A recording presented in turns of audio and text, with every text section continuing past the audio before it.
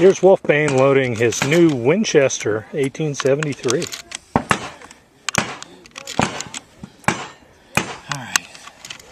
Now, is that an aluminum carrier, or is that... That's brass. Oh. The light was shining the blue off the table, that's what it was. So let's see here. The hardest part on it right now is the safety here is a little stiffer than we would be used to on a match rifle.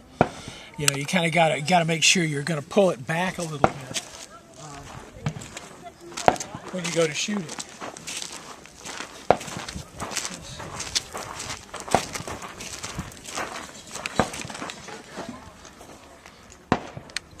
Let's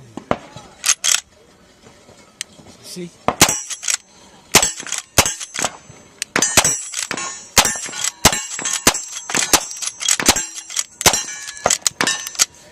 You got to get used to, until that safety right there is light, and that trigger block safety, you got to come all the way back with it like that. So you got to actually put reverse pressure a little bit back on the lever to make sure that safety closes.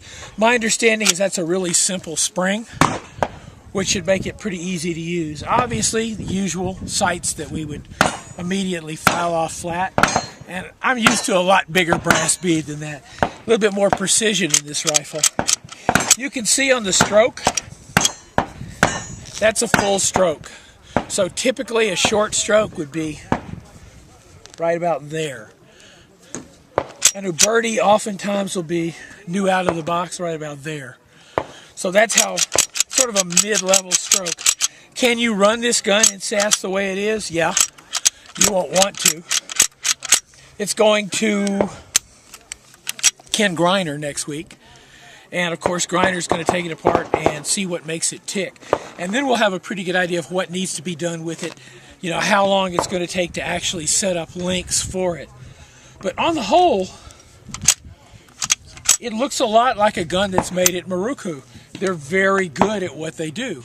They build Brownings, the Browning BSS, the Ithaca SKB, so many other great guns. The Browning Model 92 clones, the 44 Magnum and 357, which I believe are some of the best Model 92 clones ever made, came out of Japan. So, all in all, it shoots. No problems, no runs, no hits, no errors. It just needs to be sassified.